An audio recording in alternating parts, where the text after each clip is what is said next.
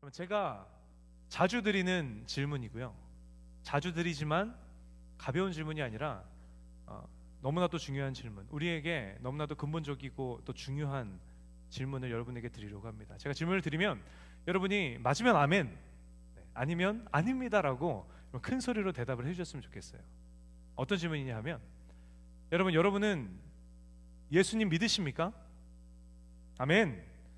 이런 질문이 여러분에게 되게 자주 주어지는데, 여러분이 믿으신다면 언제 어디서 누가 묻건 간에 아멘 하고 대답하시는 여러분이 되셨으면 좋겠습니다. 다시 한번 여쭤볼게요. 여러분 예수 믿으십니까? 아멘. 그럼 제가 또 하나 여쭤볼 텐데, 여러분이 예수를 알고 예수를 믿는다는 그 사실에 감사하십니까? 감사하는 마음으로 삶을 살아가고 계십니까? 일평생토록 예수라는 단어를 단 한 번도 들어보지 못하고 일평생을 사는 사람들 있을까요? 없을까요? 네, 있습니다.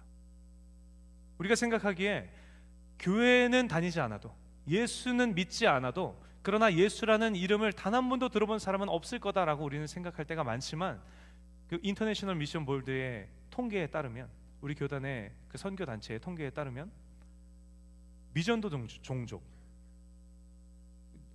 어느 분들인가 하면 일평생토록 살아가면서 예수라는 그 단어를, 복음에 대해서 단 한 번도 듣지 못한 채 살아가는 사람들이, 그들이 누구냐면 내가 속한 나라에 그리스도인이 없어요. 목회자도 당연히 없겠죠. 선교사도 방문한 적이 없어요. 그런 나라나 그런 지역이나 그런 공동체에 사는 사람들. 그래서 일평생토록 예수에 대해서, 예수의 예자도 들어보지 못한 사람들이 전 세계 2026년 현재 전 세계 인구 약 83억 명이나 되는 전 세계 인구 중에 35억 명 이상이 된다고 합니다. 43%나 되는 여러분 인원이에요. 그렇게 단 한 번도 듣지 못한 사람들, 내지는 정말 복음에 대해서 듣기 어려운 그 상황 가운데에서, 그 배경 가운데에서 살아가고 있는 사람들이 35억 명 이상이나 된다라고 합니다. 근데 더 안타까운 사실은 뭔가 하면, 매일 16만 6천 명이, 감이 안 오시죠?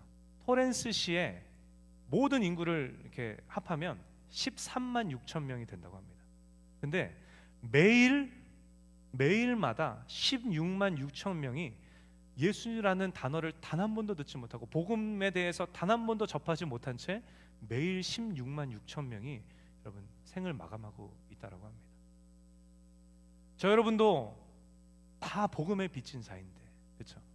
우리도 누구인가를 통해서 복음에 대해 들었고, 누군가를 통해서 예수에 대해 들었고, 누군가를 통해서 교회로 인도를 받아서 오늘 이 자리에 앉아 있는 우리는 모두가 복음에 비친 자들인데, 우리가 더 열심히 전도에 우리가 뛰어들어서 복음을 선포해야 하고, 우리가 더 최선을 다해서 선교에 참여하여 복음을 전해야 하는 이유가 바로 여기 있는 것입니다. 교회는 여러분이 기꺼이 전도에 참여해서 복음을 전할 수 있도록, 그 분위기를 만들 수 있도록 여러분 힘쓰겠습니다. 교회는 여러분이 내가 이걸 왜 감당해야 되지? 라는 것이 납득이 돼서 신나서 기쁨으로 선교에 참여해서 복음을 능력 있게 선포하실 수 있도록 교회는 돕겠습니다. 여러분 전도와 선교에 대해 여러분의 마음에 열정과 불이 꺼지지 않도록,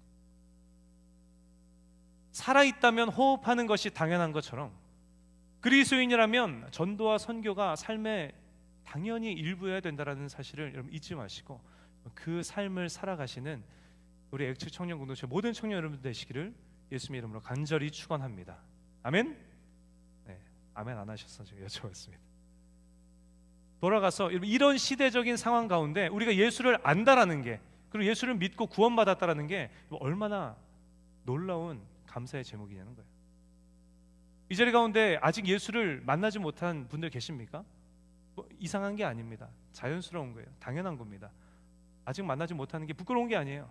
아직 만나지 못한 분들 계십니까? 그러나 우리가 예수를 만날 수 있는 이런 환경 가운데 나와 우리가 예배하고 있다는 사실이 여러분 너무나 감사요, 정말 측량할 수 없는 은혜이지 않느냐는 거예요.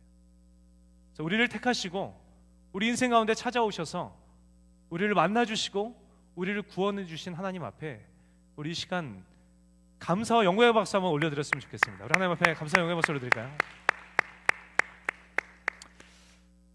그런데 여러분, 이 복음을 우리가 접했고 그래서 예수를 믿었고 그래서 우리가 구원을 받았다라는 사실은 정말 너무나도 놀라운, 너무나도 감사의 제목이고 너무나도 놀라운 은혜요, 하나님의 한량없는 사랑인데, 근데 여러분 생각해 보십시오.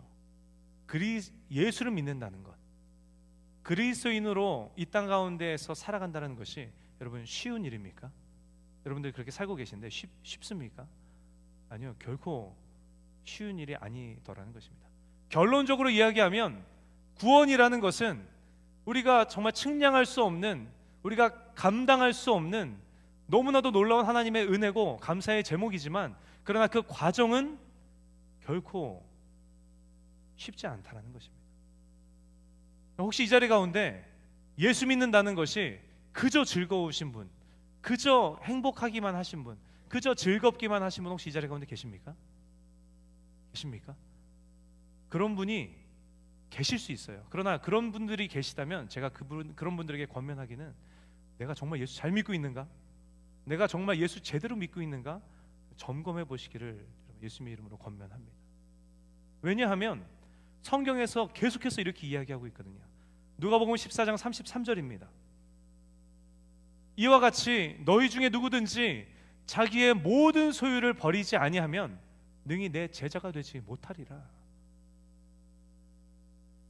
예수님, 어떻게 해야 영생을 얻을 수 있습니까? 어떻게 해야 내가 구원을 얻을 수 있습니까? 라는 질문에 네가 가진 전 재산을 팔아서 가난한 자들, 어려운 자들에게, 소외된 자들에게 나눠주고 그 다음에 나를 따라와라 라고 예수님께서 말씀하신 그 장면 우리가 기억하고 있지 않습니까?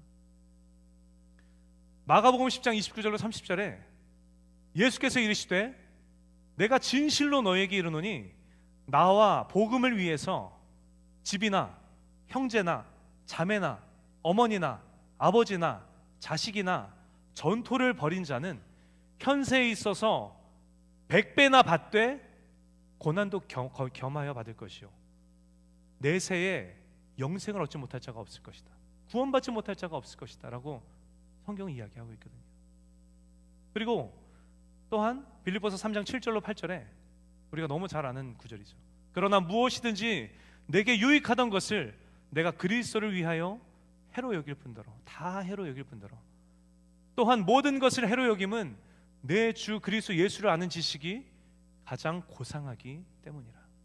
여러분, 예수를 믿는다는 자들의 삶의 모습을 가만히 들여다봤더니 내게 유익하던 모든 것을 그리스도를 위하여 다 해로 여기는 모습, 내가 주님을 위해서라면 내 모든 것을 기꺼이 포기할 수 있는 자들의 모습. 그래서 세상 사람들이 보기에 그렇게 미련해 보이고 그렇게 어리석어 보이고 그렇게 계획성이 없어 보이고 그렇게 모자라 보이는 것만 같은 모습이라고, 그렇게 손해보는 것만 같은 인생의 모습이라고, 손해를 보는 인생이 아니라 손해보는 것만 같은 인생이라고 성경은 이야기하고 있기 때문입니다. 여러분, 갈대아 우르에서 우상을 섬기던 가정, 우상의 형상을 만들어서 그걸로 장사해서 먹고 살던 가정, 그렇게 인생을 살던 데라라는 사람의 아들이 여러분 누군지 기억하십니까? 그 이름도 유명한 누굽니까?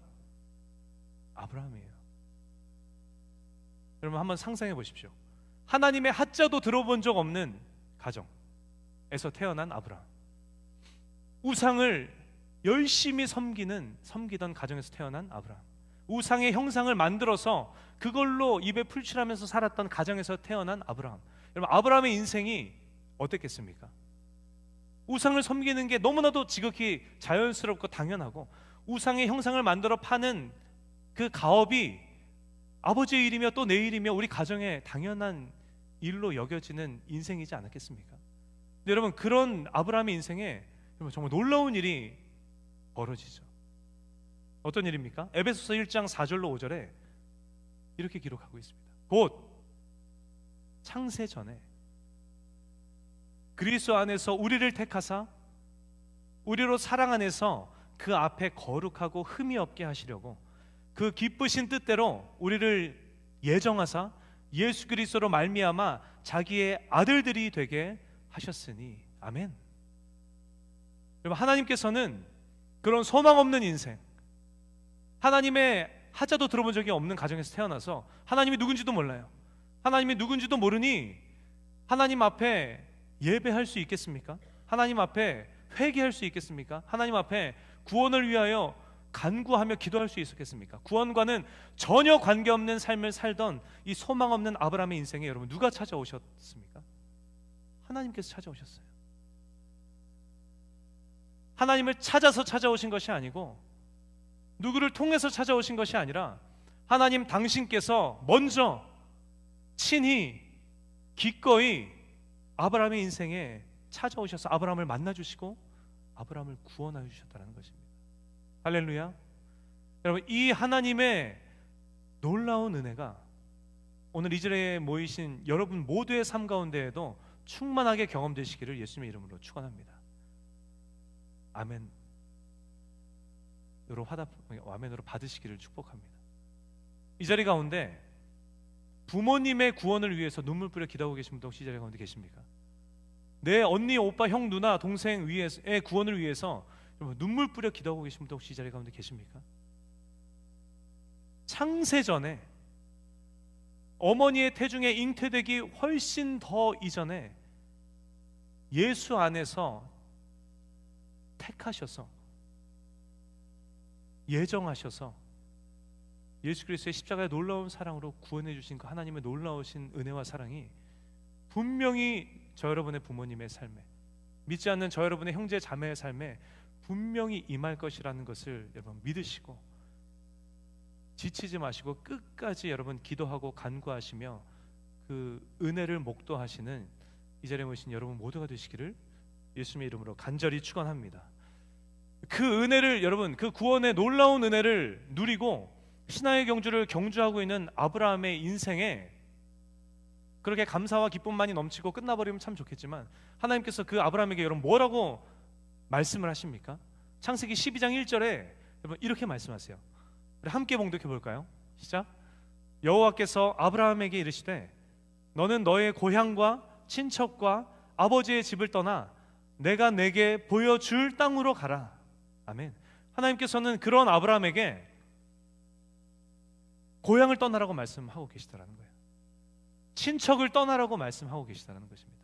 아버지의 집을 떠나라고 말씀하고 계시다는 거예요. 여러분, 하나님께서 말씀하시는 고향, 친척, 아버지 집이 여러분 무엇을 상징합니까? 익숙함을 이야기해요. 편안함을 이야기하고 안전함을 여러분 이야기합니다. 여러분, 창세기 12장의 내용을 쭉 읽어보면 이 하나님께서 이 말씀을 아브라함에게 하시는 당시에 아브라함의 생활 수준이 어땠는지에 대해서 기록이 되어 있습니다. 이때 당시 아브라함의 삶의 수준이 어땠는가 하면 집이 있었고요, 재산도 넉넉했고 모은 사람들이라고 표현합니다. 종들도 굉장히 많이 있었어요. 미루어 짐작하건대 여러분 그 하란이라는 땅에, 지금 거주하고 있는 하란이라는 그 땅에 여러분 생활 터전도 다 가꿔져 있지 않았겠습니까? 이쪽으로 가면 창고가 있고, 이쪽으로 가면 농사를 짓는 논밭이 있고, 이쪽으로 가면 뭔가 사람들이 모여서 매매하는 무슨 그런 시장 같은 곳이 있고, 생활 터전도 다 가꾸어져 있지 않았겠느냐는 거예요.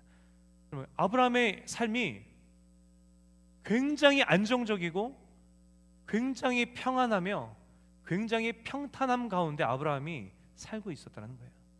근데 그런 아브라함에게 여러분 하나님께서는 뭐라고 말씀하셨다고요? 너의 본토 친척 아비집을 떠나라. 너의 그 안전한 그 지역을 떠나라 라고 말씀하셨다는 거예요. 근데 떠나는데 떠나서 어디로 가라고 말씀하십니까? 12장 1절 하반절에 다시 보시면 이렇게 기록하죠. 내가 너에게 보여줄 땅으로 가라. 여러분, 내가 너에게 보여준 땅으로 가라가 아니에요. 아닙니다. 내가 지난번에 너에게 얘기했던 그 땅으로 가라가 아니라는 거예요. 내가 너에게 앞으로 보여줄 땅으로 가라 라고 말씀하셨다는 것입니다. 여러분, 이게 이게 말이 되는 이야기입니까? 아브라함의 상황이 마치 어떤 상황과 같은가 하면, 여러분 이해를 돕기 위해서 여러분을 좀 이렇게 초청하겠습니다. 여러분에게 토렌스 이 지역이 어떤 지역이세요? 익숙한 지역이죠, 그죠? 이제 금방 오셔서, 한국에서 금방 오신 분들도 물론 계시지만 대부분의 분들에게 여쭤봅니다. 이 토렌스 지역이 여러분에게는 어떤 지역입니까? 익숙하고 편안하고 안정적인 지역이죠.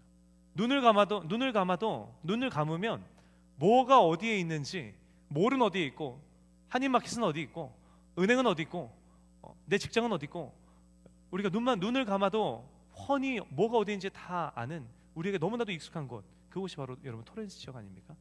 근데 그곳에 너무 감사하게도 여러분이 집을 샀어요.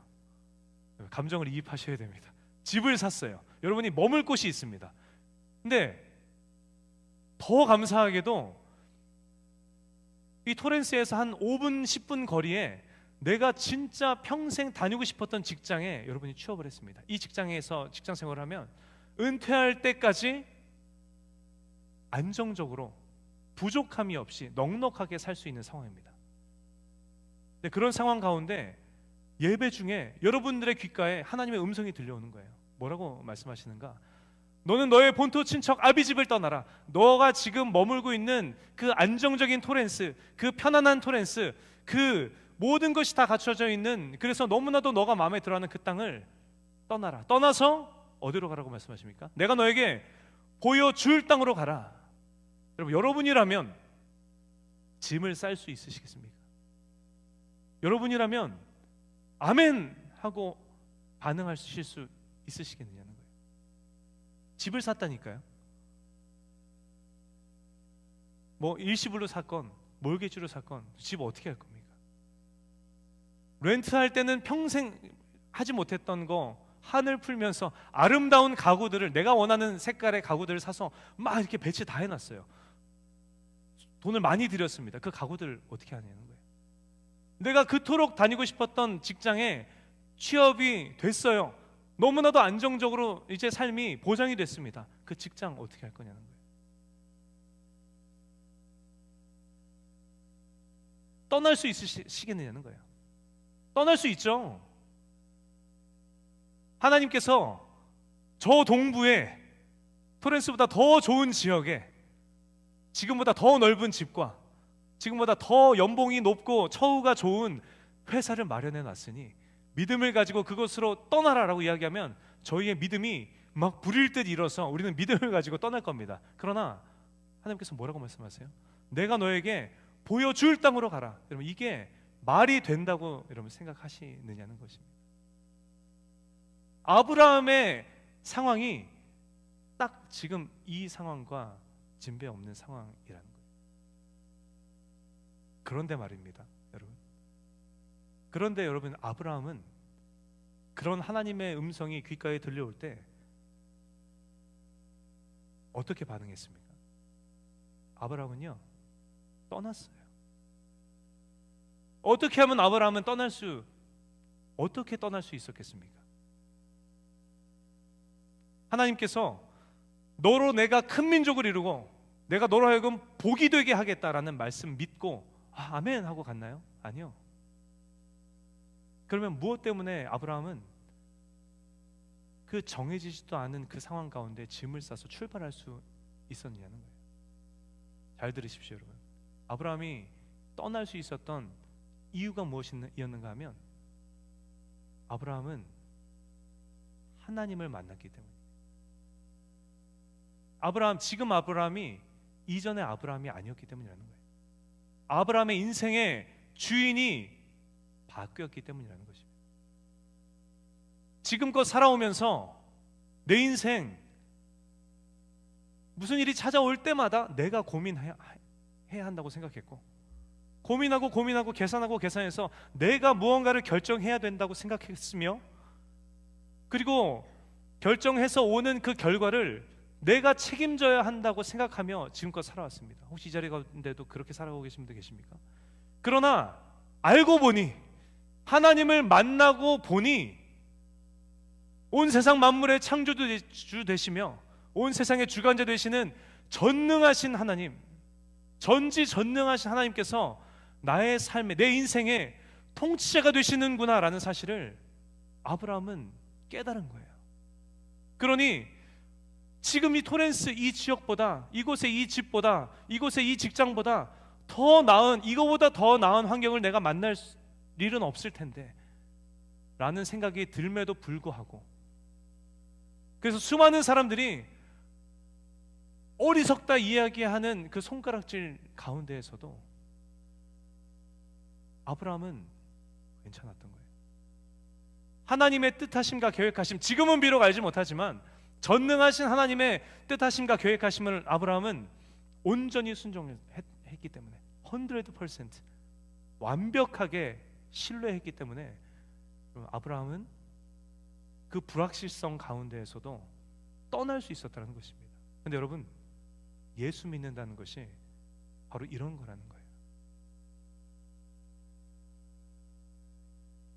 여러분, 저 여러분도 마찬가지죠. 우리도 하나님께서 저 여러분을, 나를 창조하셨다라는 사실을 우리는 믿습니다. 아멘이십니까? 하나님께서 우리가 도대체 내가 누군지, 내가 이 땅에 존재하는 이유가 무엇인지, 그래서 내가 이 땅에서 뭘 하면서 살아야 되는 존재인지 우리는 너무나 잘 알고 있습니다. 그 하나님께서 우리 인생의 통치자 되신다라는 사실을 우리는 의심치 않고 믿습니다. 그런데 너무나도 이상하게도 하나님의 들려오는 그 음성 앞에서 왜 우리는 떠나지 못합니까? 왜 우리는 믿음으로 떠나지 못하는 거예요? 그 이유는 우리의 믿음과 현실의 그 괴리가 너무나도 크기 때문입니다. 내 믿음과 내 눈앞에 보이는 현실과의 그 갭이 너무나 커서 도무지 메울 수가 없기 때문에 우리는 떠나지 못한다는 거예요.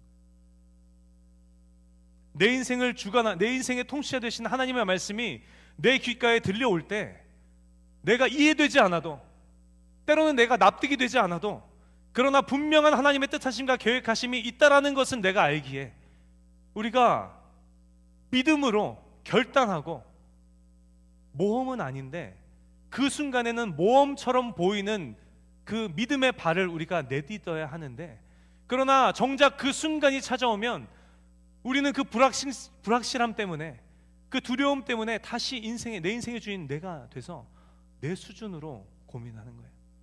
내 수준으로 계산을 하는 거죠. 그리고 내 수준으로 결정을 하는 거예요. 그러니 결과가 어떻습니까? 내 수준대로 떠나지를 못하는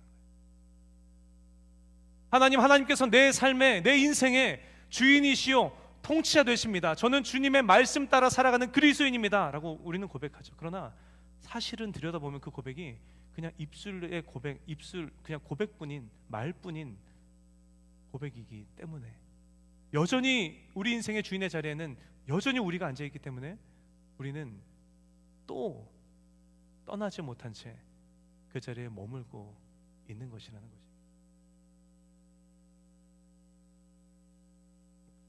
사랑하는 여러분에게 간절히 권면하기는, 여러분 하나님의 살아계심을 여러분 믿으신다면, 하나님께서 전능하신 하나님이시며 나의 인생의 주인 되시며, 내가 지금은 알지 못하지만 하나님의 선하신 뜻하심과 계획하심 안에서 나를 분명히 선한 길로 인도하실 분이시라는 사실을 여러분이 정말 믿는다면 하나님 앞에 이렇게 고백하셨으면 좋겠어요. 주님, 나의 믿음 없는 것을 도와주시옵소서. 고백하시며 하나님께서 인도하시는 그 길이 여러분 평탄한 길이든 험난한 길이든 여러분 다시금 마음을 다잡으시고 믿음의 발걸음을 내딛고 주님과 동행하는 삶을 살아가시는 저 여러분 모두가 되시기를 예수님의 이름으로 축원합니다. 근데 여러분 잘 들어보십시오. 이 우리의 믿음과 현실의 갭을 메우는 것만으로도 우리는 충분히 전쟁 같은 인생을 살아가고 있는데, 우리가 이 갭을 뛰어넘는 것만으로도 충분히 우리에게는 전쟁이고 그득한 숙제고 우리가 이것 감당하는 것조차도 너무나도 힘든데, 그러나 예수님께서는 오늘 본문에 저 여러분에게 뭐라고 말씀하고 계십니까? 재정적인 손해를 보는 거? 어리석다 여겨지며 손가락질 당하는 거? 내 가진 모든 것을 포기하는 그 손해 보는 거? 그거는 양반이다라고 느껴질 만한 더 힘들고 어려운 상황 가운데 우리가 반드시 서게 될 것이라고 예수님께서는 오늘 본문에 저 여러분에게 말씀하고 계십니다. 오늘 본문 요한복음 15장 18절로 19절 말씀 다시 한번 우리 큰 소리로 함께 합독할까요? 세상이 너희를 미워하면 너희보다 먼저 나를 미워한 줄을 알라. 너희가 세상에 속하였으면 세상이 자기 것을 사랑할 것이나 너희는 세상에 속한 자가 아니요 도리어 내가 너희를 세상에서 택하였기 때문에 세상이 너희를 미워하느니라. 아멘. 그럼 이게 무슨 내용입니까? 예수님께서 제자들이 앞으로 당신의 제자들이 앞으로 겪게 될 일에 대해서 설명해 주고 계시는 장면이 오늘 본문이에요. 여러분, 예수님께서 이 땅 가운데 오셔서 십자가에 죽으시고 부활하심으로 온 인류를 구원하시고 다시 오겠다 말씀을 남기시며 하늘로 올라가신 이후에 여러분 제자들의 삶은, 성도들의 삶은 여러분 어땠습니까? 사도행전 2장 42절로 47절에 기록된 것처럼 믿는 사람들이 다 함께 모여서 모든 물건을 서로 통용하고 재산과 소유를 팔아서 각 사람의 필요를 따라 나눠주고 날마다 마음을 같이 해서 성전에 모이기를 힘쓰고 집에서 떡을 떼며 기쁨과 순전한 마음으로 음식을 함께 먹고 하나님을 찬미하며 온 백성에게 칭송을 받는 행복한 여러분 신앙의 경주를 경주했습니까? 아니요. 그것은 지극히 일부일 뿐이고요. 여러분, 예수님께서 하늘로 올라가신 그 이후에 초대교회 성도들의 삶은 한 단어로 박해였습니다. 핍박을 당하고 박해를 당하며 미움을 받고 괴롭힘을 당하는 삶이 이들의 삶이었다는 것입니다. 여러분, 누구로부터의 박해를 이들은 받고 살았습니까?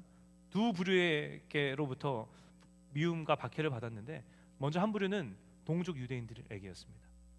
여러분, 유대교 유대인들은 특별히 바리새인들과 서기관들, 대제사장, 이 종교 지도자들은 예수를 믿는 그리스도인들을 최대의 적으로 여겼습니다. 우리가 가장 중요하게 여기는 전통, 할례, 성전을 파괴할 이 구도를 파괴할 자들이라고 생각했습니다.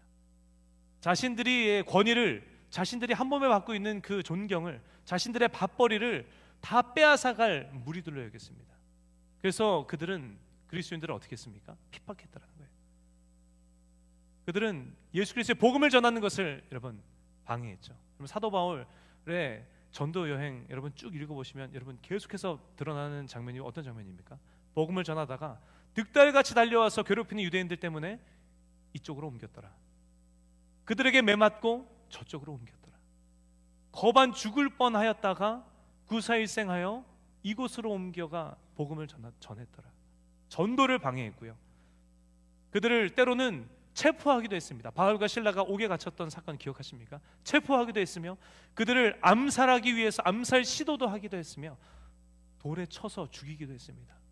훨씬 오래전 일이지만 돌에 맞아 순교한 여러분 그 스데반 집사가 바로 그 대표적인 예이지 않습니까? 가장 먼저 동족들에게 핍박을 받았다는 거예요. 왜요? 예수 믿는다는 이유로. 두 번째 부류는 누굽니까? 우리가 잘 아는 로마 제국이었습니다. 여러분 초대교회 당시는 팍스 로마나 시대였죠. 로마가 고대 근동의 패권을 장악하고 로마의 통치 아래에서 정말 평화를 누렸던 200년간 평화를 누렸던 여러분 평화기였습니다. 그런데 여러분 로마 황제의 통치 방식이 무엇이었습니까? 신정 정치였어요. 그런데 신이 누구였습니까? 황제 자신이었어요. 로마의 모든 신들을 숭배하고 그 다음에 황제 자신을 신으로 승격해서 황제를 신으로 모시고 제사하고 황제에게 충성을 맹세했던 황제 숭배 사상이 이 로마 제국의 여러분 그 정치, 로마 제국을 이끌어갔던 방식이었다는 거예요. 근데 여러분 그리스도인들이 어떤 존재입니까? 그리스도인들이 누굽니까? 오직 하나님 한 분만이 유일한 하나님이십니다라고 고백하는 자들이 여러분 그리스도인들 아닙니까? 그러니 이 기독교와 성도들은 이 로마 제국에게 어떤 존재였습니까? 황제를 신으로 인정하지 않는 반역자들의 집단. 궁극적으로는 황제를 밀어내고 새로운 국가를 건설하려는 반역자의 무리였다라는 것입니다. 이 자리 가운데 다저스 스타디움 가보신 분 계십니까? 가보신 분 계시면 손 한번 들어보십시오. 많이 다녀오셨네요. 아니면 혹은 또 아직도 우리 새가족 팀장님이 전도를 하지 않고 있어서 제가 좀 많이 걱정스러운데, 우리 청년부의 전도의 대상인 우리 손흥민 청년이 홈구장 BMO 스타디움 가보신 분 계십니까? 저 가봤습니다. 가보니 어떻습니까, 여러분? 정말 웅장하지 않습니까? 원형으로 잘 짜여진 그 경기장 안에 빼곡하게 사람들이 앉아서 함성을 지르면서 여러분 그 경기를 관람하는 그 장면, 여러분 직접 가보셔서든 아니면 뭐 TV를 통해서 보셨든 여러분 다 알고 계실 것입니다. 그 환호성하는 그 원형 경기장의 중앙에 여러분 누가 있습니까? 선수들이 있죠. 근데 여러분 초대교회 당시에는, 로마의 기독교 박해 시대 때에는 로마의 그 으리으리했던 콜로세움 원형 경기장의 그 중심에 누가 있었습니까? 그리스도인들이 있었어요. 왜 그리스도인들이 그 안에 있었습니까? 저 여러분처럼, 오늘 지금 저 여러분처럼 예수 믿는다는 이유 하나만으로 끌려간 거예요. 로마 제국은 어느 누구가 예수 믿는 그리스도인이다라는 게 발각이 되면 당연히 줘야 하는 변론의 기회조차도 주지 않고 그냥 원형 경기장으로 끌고 갔습니다. 그래서 끌고 가서 그 경기장 안에 집어넣어 놓고 여러분 어떻게 했습니까? 3일 4일 굶어서 눈이 돌아간 맹수들을 풀어놓는 거예요. 근데 여러분 그리스도인들을 그냥 들여보냅니까? 아니요. 그 맹수들이 즐겨 잡아먹던 동물들의 가죽을 입혀서 들여보내는 거예요. 가죽이 없어요? 칼로 그어서 피를 흘리게 만들고 피냄새가 진동을 하게 만든 다음에 그 굶주린 맹수들이 있는 원형 경기장으로 집어넣는 거예요. 그렇게 수많은 사람들이 빼곡히 앉아서 낄낄대면서 환호성을 지르면서 바라보는 그 수많은 사람들의 앞에서 달아나다 목덜미를 물리고 내장을 파먹히며 죽임을 당한 게 여러분 초대교회 성도들의 여러분 이때 당시의 모습이었다는 것입니다. 여러분 상상이 되십니까?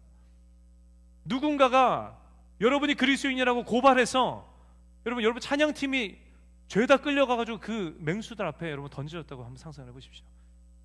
내 세런이, 내가 밖에서 보고 있는데 내 세런이 그 안에 끌려가서 벌벌 떨고 있다고 한번 상상해 보시라는 거예요.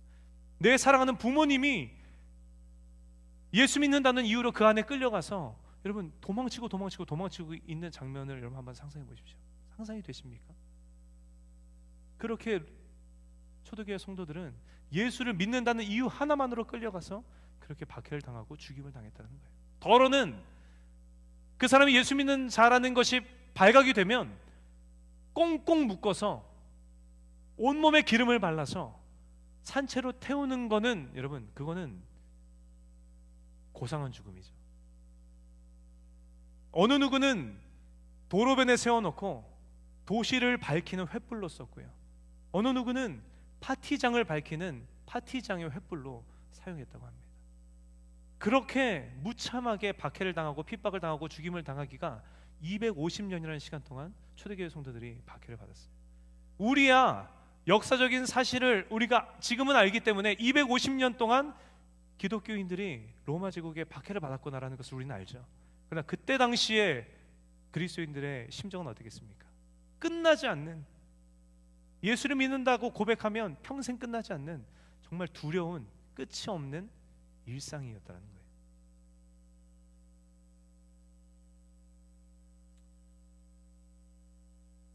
제가 일전에 저도 언젠가 죽겠죠. 근데 제가 다 괜찮은데 동물에게 잡아 먹혀서 죽는 것만은 제가 경험하고 싶지 않습니다라고 제가 나눈 적이 있습니다.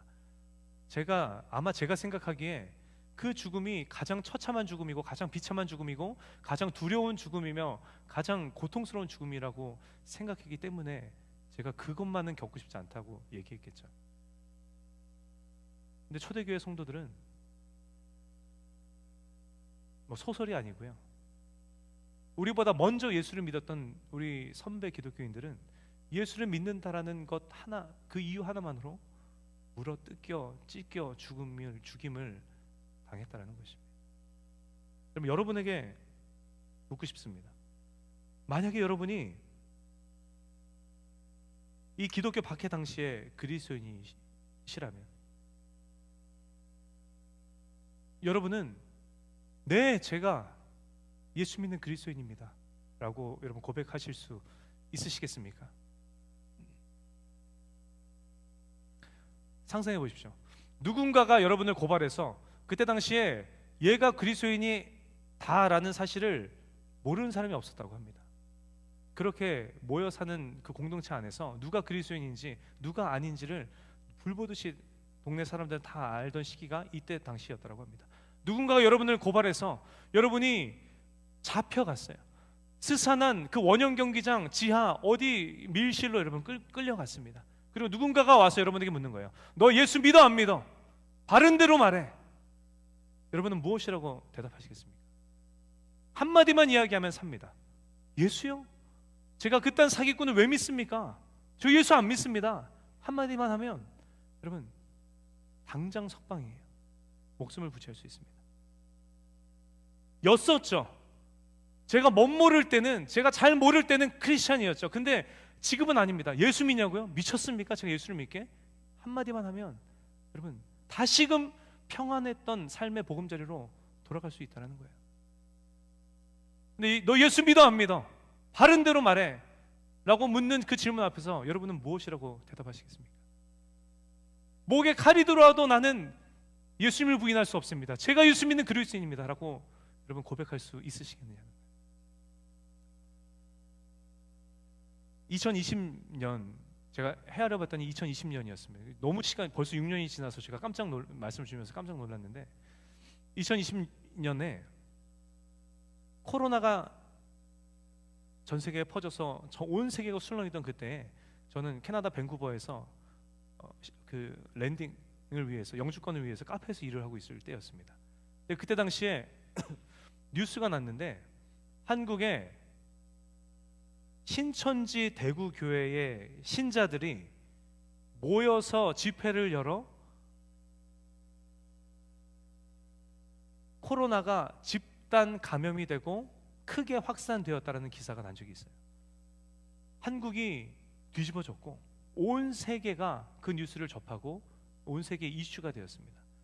그 다음 날 제가 일하던 직장의 코워커가 저에게 묻는 거예요. 헤이 세호, 너 알아? 니네 나라에서 완전 그 몰상식한 크리스찬들 그렇게 많이 모여가지고 코로나 엄청 집단 감염돼서 엄청 퍼졌잖아. 너 그거 알고 있어? 라고 저에게 얘기하는 거예요. 이 사람들에게는 뭐 신천지 대구 교회니 그냥 교회지 뭐 이단이고 뭐고 관계없습니다. 그냥 교회인 거예요. 그냥 크리스찬들인 거예요. 근데 그렇게 얘기하는데 제가 얼굴이 화끈거리고 너무 억울하고 화가 막 치밀어 오르는 거예요. 그런데 이단이 뭔지 설명해주면 뭐 이해는 하겠는가? 내가 굳이 직장에서만 보는 이 사람한테 이게 그거다, 이게 아니다 설명할 일이 뭐가 있는가? 라는 생각이 들어서 그러게 하고 그냥 넘겼습니다. 근데 여러분 그 다음 날부터 정말 놀라운 일이 제 안에서 일어났습니다. 어떤 일인가 하면 굳이 제가 크리스찬이라는 것을 괜히 얘기하지 않게 되더라는 거예요. 꺼려지더라는 것입니다. 여러분도 이와 비슷한 경험들 한 번쯤은 해보신 적 있지 않으십니까?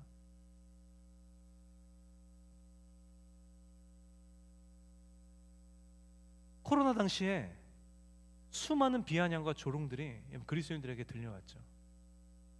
먼저는 마치 동족 유대인들에게 핍박을 당했던 초대교회 성도들처럼 같은 그리스도인들에게서 여러분 말들이 들려왔습니다. 제발 좀 착착들 좀 하세요. 꼭 모여야만 예배입니까? 모이지 않는다고 하나님이 섭섭해하실 그런 속 좁은 분이라고 생각하십니까? 다른 크리스천들 욕먹이지 말고 이런 예민한 시기에는 다른 사람 피해 주지 말고 제발 좀 안에 틀어박혀 있으세요. 여러분 근데 그 사실 아십니까? 남에게 피해 주지 않기 위하여서 모임을 폐했던 자들의 상당수가 신앙을 잃어버리고 교회를 떠났다는 사실 여러분 기억하십니까? 마치 로마 제국에게 핍박을 받았던 초대교회 성도들처럼 입에 담기 참 속상하지만 저 개독교들 같으니라고 또 모인다고 난리네. 저 방역의 빌런들 같으니라고. 제발 그냥 너희들끼리 어디 섬에 가서 너희들끼리 지지고 볶고 하세요. 제발 좀 피해주지 말고. 제가 읽은 댓글이에요. 이게 머릿속에서 지워지지가 않습니다. 뭐 댓글들은 초등학생들이 많이 쓴다고 하는데 초등학생이건 아니건 관계없어요. 제가 그 댓글을 읽고 5만 가지 감정이 들었던 것 같아요. 너무 상처를 받았고 너무 열이 받고 누군지 막 알고 싶고 그랬던 그 감정들이 막 교체했던 기억이 납니다. 여러분, 그런 수많은 말들로 인하여서 우리가 너무 위축됐던 적 여러분 기억나지 않으십니까? 그 이후로는 어디 가서 밥 먹을 때 고개 숙여 기도하는 것조차가 여러분 챌린지였던 순간이 여러분 있지 않으셨냐는 거예요. 없습니까? 저는 있는데 여러분 없으십니까? 내가 종교가 뭐냐고 묻는 사람 앞에서 나 저 교회 다닙니다, 저 크리스천입니다라고 이야기하는 것 자체가 굉장히 챌린지였던 여러분 그 시기가 여러분 있지 않으시냐는 거예요. 이런 경험들 여러분들 지금까지 살아오면서 한 번쯤은 경험해보지 않으셨냐는 것입니다. 지금도 예수 믿는다는 이유 하나만으로, 지금도 하나님의 말씀대로 살겠다고 결단하며 살아간다는 그 이유 하나만으로 은근히 여러분 소외되고 은근히 미움받고 은근히 핍박받는 여러분 삶을 우리가 살아가고 있지 않느냐는 거예요. 사랑 이야기하면서 다른 사람들의 인권은 존중하지 않고 다른 사람들의 성적 지향은 존중하지 않는 저런 몰상식한 자들 같으니라고 라는 소리에 위축되며 살아가고 있지 않느냐는 것입니다. 행여나 다른 생각 가지고 있는 사람과는 동성애에 관해서는 같은 믿는 사람들끼리도 이야기 나누지 못하는 현실이 오늘을 살아가는 우리의 현실이지 않느냐는 거예요. 수많은 세상의 문화와 수많은 나라의 정책들과 수많은 사회적인 분위기로 인해서 위축돼서 여러분 우리가 그리스도인의 정체성을 담대히 드러내기가 여전히 힘들 때가 있지 않으시냐는 겁니다. 그러나 그럼에도 불구하고 예수 믿는다는 것은 무엇인가? 우리가 정말 예수를 믿는다면, 우리가 정말 예수님께서 나의 구세주요 구주이심을 우리가 정말 믿는다면 지금 이 시기가 교회의 부흥기건, 지금 이 시기가 교회의 핍박받는 정말 너무나도 힘들고 어려운 시기이건 관계없이 주는 그리스도시요 살아계신 하나님의 아들이십니다, 제가 예수 믿는 그리스도인입니다 라고 선포하는 것, 여러분 이게 예수 믿는다는 것이라는 것입니다.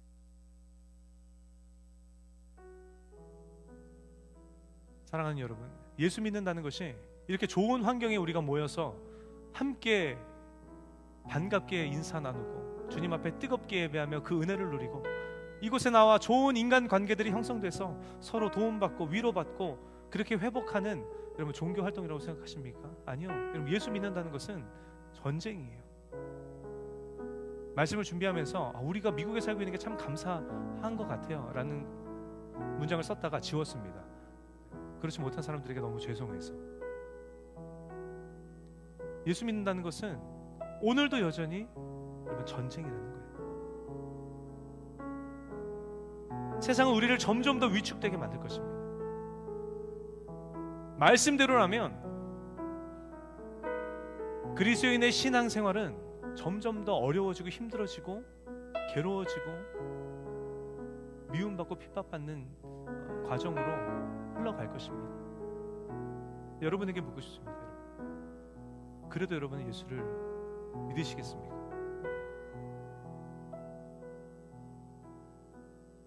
여러분에게 제가 이런 위로를 드릴 때마다 너무나 부끄러워요. 너무 고마운데 내 마음을 알아주는구나. 너무 고마운데 근데 그 위로를 들을 때마다 너무 부끄럽습니다. 어떤 위로냐면 목사님 청년부도 담당하시고 찬양도 수요 주일 금요 인도하시고 너무 힘드시죠? 몸은 좀 괜찮으세요? 아프시면 안 됩니다. 병나시면 안 됩니다. 목사님 아프시면 안 됩니다. 힘드시죠? 힘내세요. 여러분, 예수를 믿는다는 이유로 죽임을 7,000명이나 작년 통계, 예수를 믿는다는 이유로 처참하게 죽임을 당한 인구의 수가 나이지리아에서 7,000명이라고 합니다. 초대교회 당시가 아니고요. 2025년 작년 통계, 예수를 믿는다는 이유로 죽임당한 사람들의 수가 7,000명이 넘는다고 해요. 제가 작년에 유튜브를 통해서 한 영상을 봤습니다. 예수를 믿는다는 이유로 핍박을 받는 그 영상을 봤어요. 여러분 보신 분 계십니까? 되게 기분이 이상하더라고요. 영화도 아닌데 그냥 몽둥이로 머리고 팔이고 몸이고 다리고 때리는 거예요. 구덩이를 파놓고 불을 질러놓고 거기에 밀어서 거기로 떨어뜨리는 거예요. 뜨거우니까 다시 올라오는데 다시 올라오면 또 때리고 또 밀어넣는 그런 장면을 제가 본 적이 있습니다. 그냥 누군가의 아버지고요, 누군가의 어머니고, 너무 다행인 건 아이들은 제가 못 봤어요. 뭐라고 권면하지는 않습니다. 이유는 예수 믿는다라는 이유 단 하나인데 굉장한 죄인처럼 고개를 푹 숙인 채 나를 때려도 저항하지 않고 나를 불구덩이로 밀어도 저항하지 않고 그냥 맞고 있고 불구덩이에 밀려 굴러 떨어지는 그런 그리스도인들의 모습을 제가 작년에 본 적이 있습니다. 그렇게 죽어가는 인원이 작년만 7,000명이래요. 작년 한 해 동안만. 북한은 폐쇄적이어서 통계도 알 수 없습니다. 지금도 초대교회가 아니고요, 작년에도, 지금 오늘 이 시간에도 예수를 믿는다는 이유로 매맞고 죽임을 당하고 있다는 거, 우리는 이해가 되지 않죠. 죽임을 당하고 있다는 거예요. 수많은 나이지리아의 수많은 성도들, 북한의 수많은 성도들, 이슬람권과 공산권의 수많은 그리스도인들이 아직도 그렇게 죽임을 당하고 있다는 거예요. 그런데 예수 믿는 건 당연하고, 목사가 예수 믿는 건 당연하고, 청년과 함께, 여러분 그래서 생각해 보세요. 찬양과, 그 수많은 찬양과 함께 신앙생활을 한다는 것이 여러분 정말 복이지 않습니까?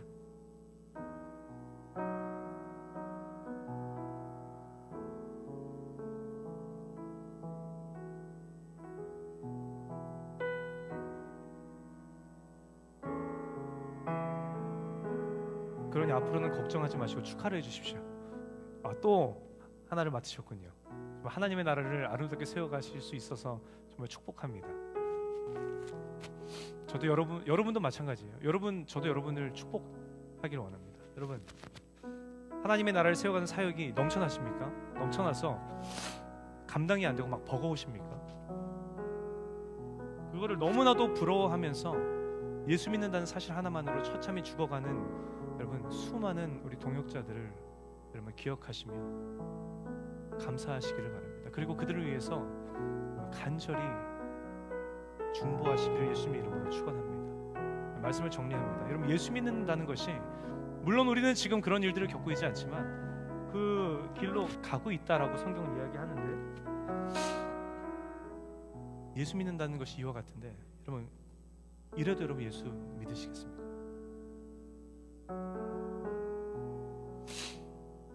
세상은 더 악해질 겁니다. 예수 믿는 건 더 힘들어질 겁니다. 그럼에도 불구하고 여러분 여전히 예수 믿으시겠습니까? 마태복음 10장 32절로 33절에 누구든지 사람 앞에서 나를 시인하면 나도 하늘에 계신 내 아버지 앞에서 그를 시인할 것이요, 누구든지 사람 앞에서 나를 부인하면 나도 하늘에 계신 내 아버지 앞에서 그를 부인하리라. 어쩌면 목숨 걸고 신앙 지키는 시대보다 더 믿음 지키기 어려운 이 마지막 때에 사랑하는 여러분에게 간절히 축복하고 권면하기는, 예수 믿는다는 것이 도대체 무엇인지를 여러분 정확하게 인지하시고 언제 어디서든 예수 그리스도를 나의 구주요 구세주로 담대히 시인하는 삶, 우리를 위해 십자가를 죽으시고 부활하셔서 우리를 구원하신 그 예수 그리스도 주님을 자랑하는 삶, 그 하나님의 그 예수 그리스도의 살아계심을 증거하는 삶. 다시 한번 여러분 믿음이 흔들리셨습니까? 오늘 이 시간 다시금 마음을 다잡고 다시금 그 복된 인생 가운데로 나아가 주님을 증거하며 그 복된 인생 살아가시는 오늘 이 자리에 모신 저 여러분 모두가 되시기를 예수님의 이름으로 간절히 축원합니다. 다 함께 자리에서 우리 일어나셔서 우리 함께 찬양하기를 원합니다.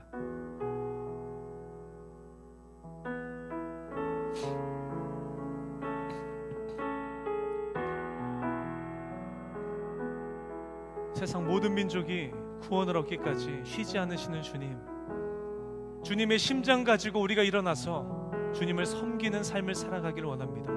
우리를 그 은혜의 길로 복된 길로 인도하여 주시옵소서. 우리 간절히 사모하는 심령으로 우리 함께 고백하며 나아갑시다.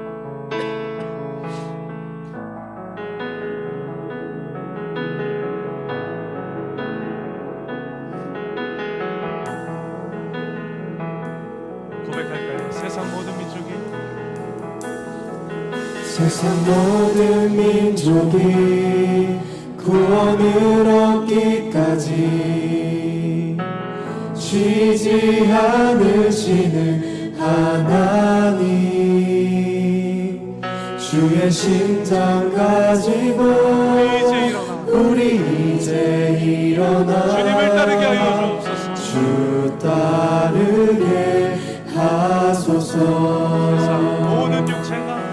세상 모든 육체가 주의 영광 보도록 우릴 부르시는 하나님,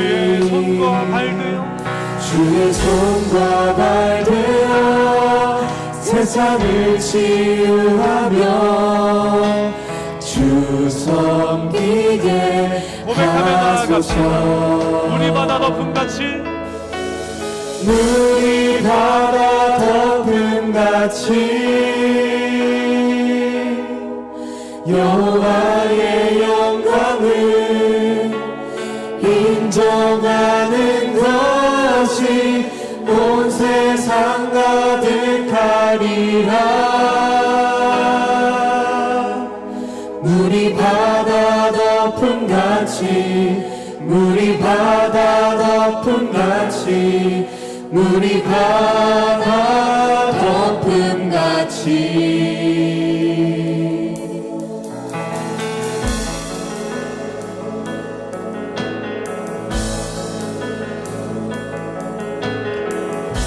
다시 한번 결단함으로 함께 고백하며 나아갑시다. 세상 모든 민족이 구원을 얻기까지 쉬지 않으시는 하나님, 주의 심장 가지고 우리 이제 일어나 주 섬기게 하소서. 세상 모든 육체가 주의 영광 보도록 우릴 부르시는 하나님, 주의 손과 발 되어 세상을 치유하며 주 섬기게 하소서. 우리 바다 덮음같이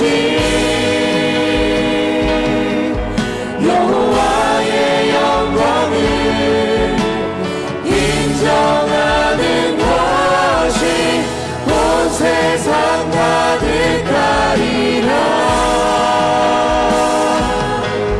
우리 바다 덮음같이, 우리 바다 덮음같이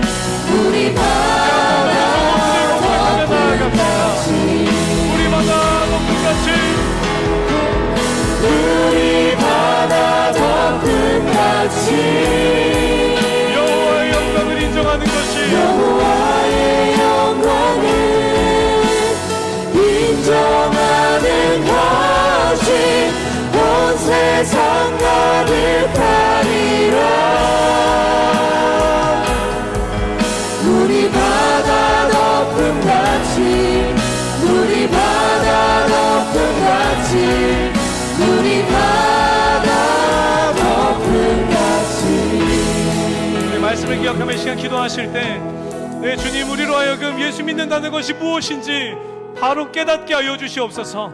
그리고 그 죽음의 고통 앞에서 수많이 배교했던 수많은 배교자들 이 중에 한 사람이 되지 않게 하여 주시고, 그럼에도 불구하고 내 주는 살아계신 하나님의 아들이십니다, 내가 주님 믿는 예수 믿는 그리스도인입니다 라고 고백할 수 있는 아버지 하나님, 진정한 그리스도인이 되게 하여 주시옵소서. 우리 이 시간 주님의 이름 크게 한번 부르짖고 우리 간절히 함께 기도하며 나아가시겠습니다.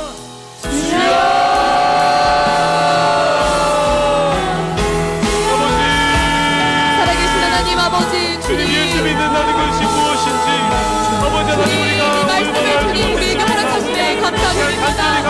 하나님, 교회가 아니라 산다는 것이, 하나님을 믿는다는 것이, 예수 그리스도를 믿는다는 것이, 주님 아버지 이 땅에서 살아가는 아버지 하나님을 믿는다는 것이 주님 얼마나 복되시고 주님 은혜임을 주님께 드리며 나아갑니다.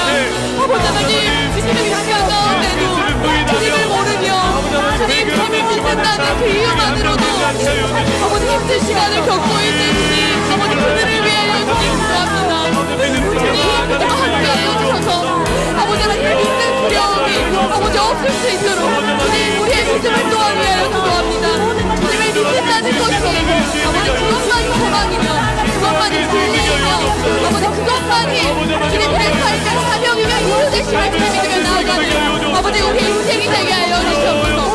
주님 배교는 없을 수 있도록 아버지 하나님 주님을 믿는다는 것은 아버지 주님을 돌아보지 않고 아버지 주님 없을 수 있도록 주님만 바라보며 주님만 믿으며 나아가는 인생이 되게 하여 주시옵소서. 주님 그러한 믿음을 우리에게 허락하여 주시옵소서. 아버지 하나님 우리와 함께하여 주옵소서. 주님을 믿는 것이 아버지 오직 진리이며 주님 반드시 예수 그리스도를 따라가는 것이 오직 주님의 힘을 믿으며 나아가는 인생이 되기를 원합니다. 주시옵소서.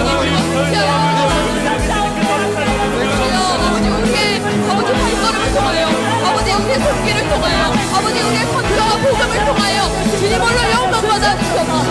주님 홀로 역사하여 주시옵소서. 주님 홀로 영광 받아 주시옵소서. 사랑의 하나님, 감사합니다. 오늘 우리를 은혜의 자리로 인도하여 주시고 주님 한 분만을 온 마음과 정성 다해 찬양하며 예배케 하여 주시며 주의 말씀에 귀를 기울이게 하심에 감사드립니다.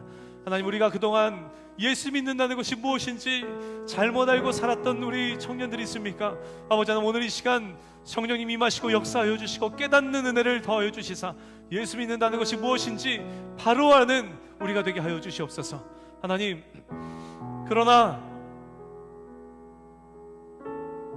곤란한 상황 앞에서 훗날 우리에게 닥쳐올 하나님, 예수 믿는다는 이유로 고난당하는 그 죽음의 두려움 앞에서 초대교회 당시에 수많은 배교자들처럼, 오늘날의 수많은 배교자들처럼 죽음의 두려움 앞에서 예수 그리스도를 부인하며 아버지 하나님, 두려움의 주님 앞으로부터 돌아섰던 배교자들 무리 중에 한 사람이 내가 되지 않게 하여 주시고 어떤 삶의 아버지 하나님 상황 가운데에서도 어떤 하나님 두려움과 고난과 핍박의 상황 가운데에서도 내 주는 그리스도시요 살아계신 하나님의 아들이십니다라는 고백을 믿음으로 고백할 수 있는 하나님, 진정한 그리스도인 우리 액천공동체 모든 청년들 되게 하여 주시옵소서.